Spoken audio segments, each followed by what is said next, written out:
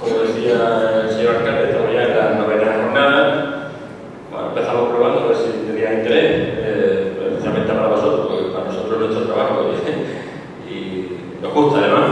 Entonces, bueno, realmente contentos por haber llegado a la novena jornada, y lo primero que lo que yo tenía que decir, en calidad de coordinador, si queréis, es dar las gracias a vosotros. Si vosotros no hubierais venido, no hubierais seguido viniendo los años que hemos ido organizando, pues habría dejado de existir, habría dejado de tener sentido.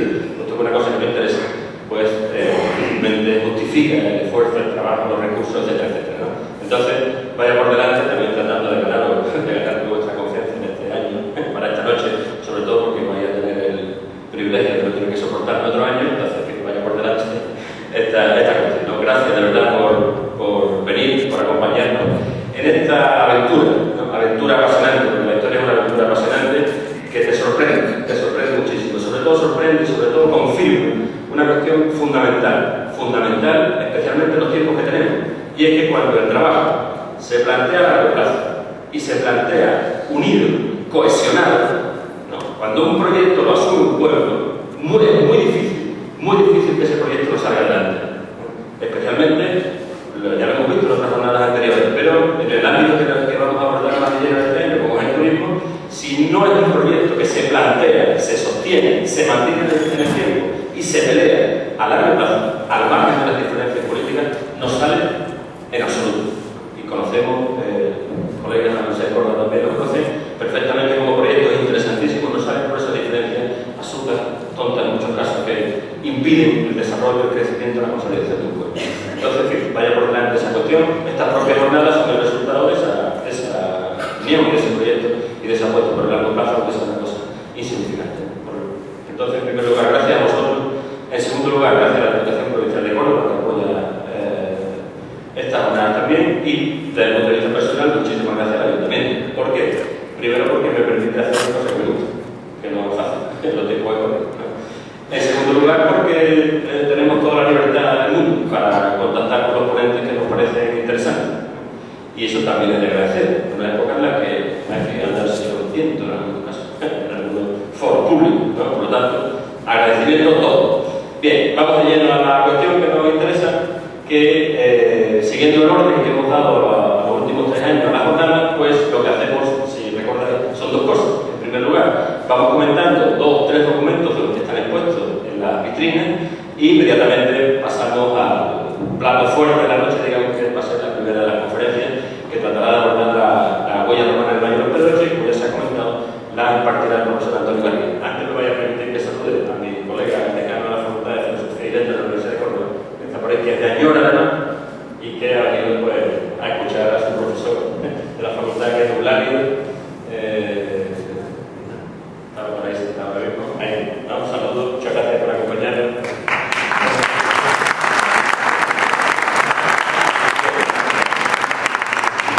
Vamos entonces, bueno, este programa, como ya lo ha comentado el señor alcalde, no lo vamos a detener más. La exposición. Pues hemos hecho una exposición que, si habéis visto, tiene 2 partes, claramente. Hoy vamos a comentar solamente 3 documentos. Las 2 partes tienen que ver, una, con unos documentos generales, ¿no? Para ver cómo se gestionaba, cómo se recibían las órdenes del pueblo. En un momento en el que no había ni boletín oficial del Estado, ni había correo electrónico, ni había nada de nada. ¿Cómo se hacía eso? Bueno, pues vamos a comentarlo muy rápidamente a través de las órdenes generales. Y luego hemos dedicado 6 documentos, hemos seleccionado 6 documentos sobre la mili.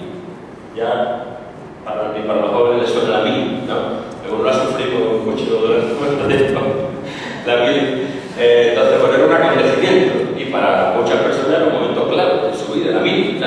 Entonces, bueno, hemos encontrado documentos desde finales del siglo XVII de Torrefranca, por algunos paisanos, colegas de Torrefranca, en fin, y hemos tratado de llegar, con las limitaciones que tiene la documentación, hasta la última cartilla militar que hemos encontrado, que es un boletín electrónico ya, ¿no? De una sola hoja, algunas cartillas del año 50, en fin, y sobre todo algunos datos muy interesantes que nos revelan lo que nos ofrece esto de los químicos, ¿no?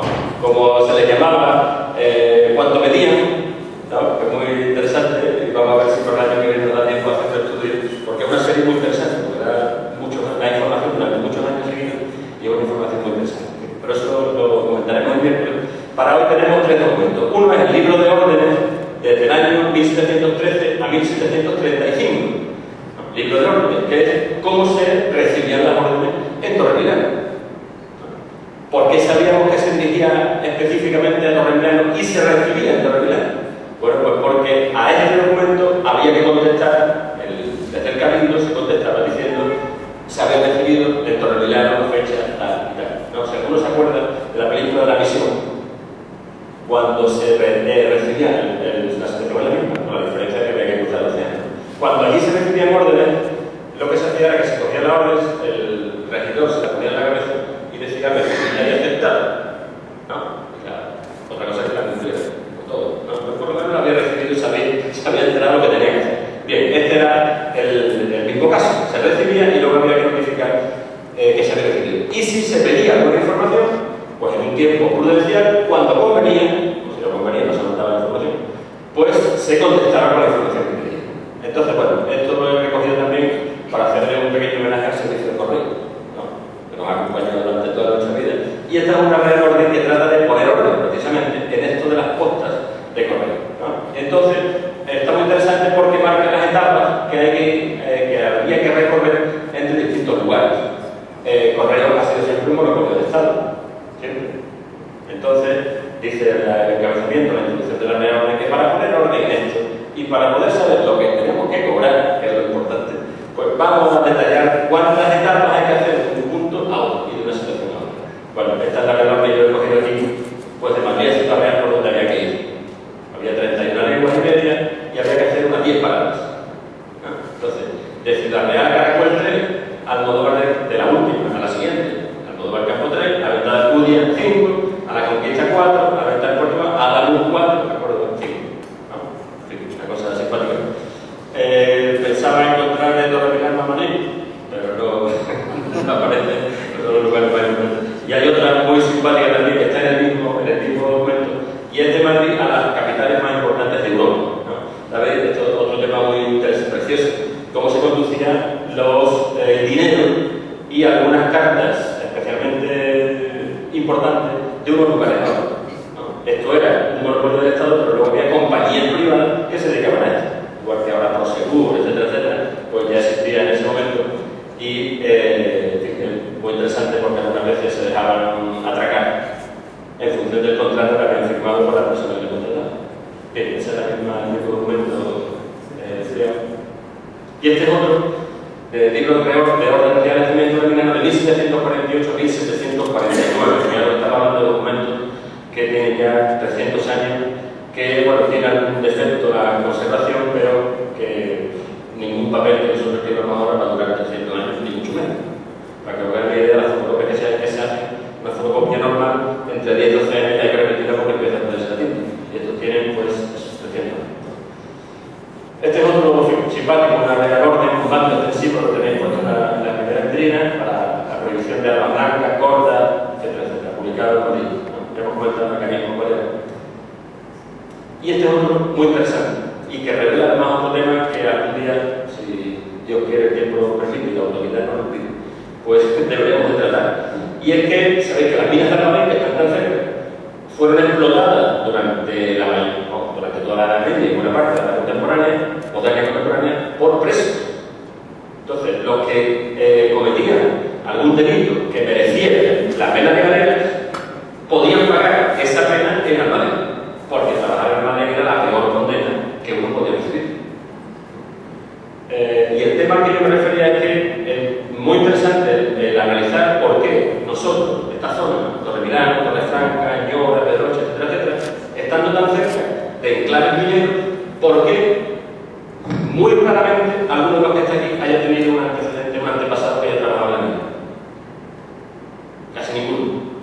Estando tan cerca, porque ahí está la Peñanueva, la Peñarroya, además unos enclaves, Peñarroya fue uno de los enclaves más importantes del mundo a finales del siglo XIX.